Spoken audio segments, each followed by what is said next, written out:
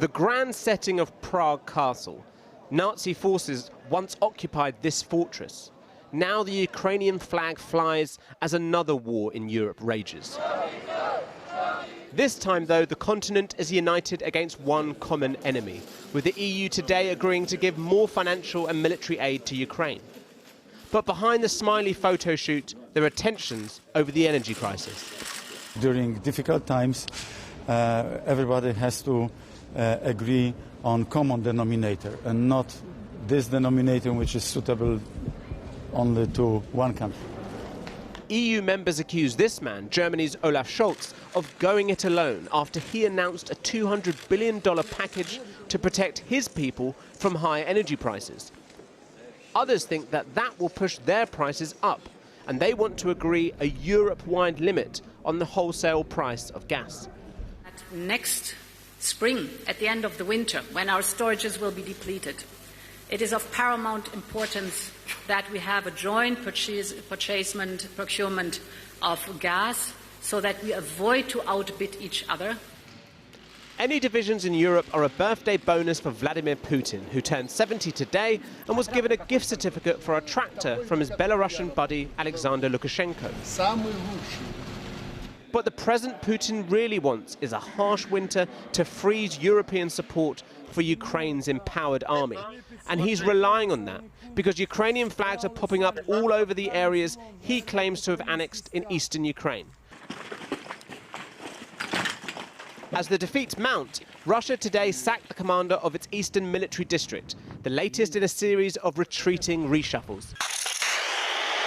Such humiliation for the Russians pleases the West, but also makes it worried. Last night, President Biden said the risk of nuclear war was at its highest since the 1962 Cuban Missile Crisis. The Kremlin in turn accused Ukraine of calling for preemptive strikes by NATO on Russia. By doing so, Zelensky has given the world yet more proof of the threats coming from Kiev. The special military operation was started to eliminate those very threats. The Nobel Peace Prize for 2022. In a birthday rebuke for Putin, the Nobel Peace Prize today was awarded to Russian and Ukrainian human rights groups, along with a Belarusian activist. An award that Moscow won't like, but all of Europe can get behind. Well, earlier I spoke to retired General Ben Hodges, the former commanding general of the United States Army in Europe. He's now a senior advisor at Human Rights First. I asked whether continued Russian losses in Ukraine make a nuclear-armed President Putin potentially more dangerous. He has to decide, or has to realize, and he probably already does, that yes, it'll be bad to lose in Ukraine. It'll be much worse to lose in Russia. And so I think he's going to have to do things to improve his own protection and survivability. And using a nuclear weapon in Ukraine will do nothing to improve his position inside Russia, because there are tens of thousands of Russian troops in Ukraine. So there's an inherent danger there.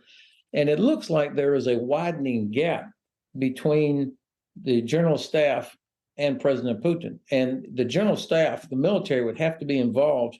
And I'm not sure they're ready to support that. Yet your own president seems to be taking the threat of some sort of nuclear attack very seriously. President Biden says nuclear Armageddon, the risk of, is at its highest level since the Cuban Missile Crisis.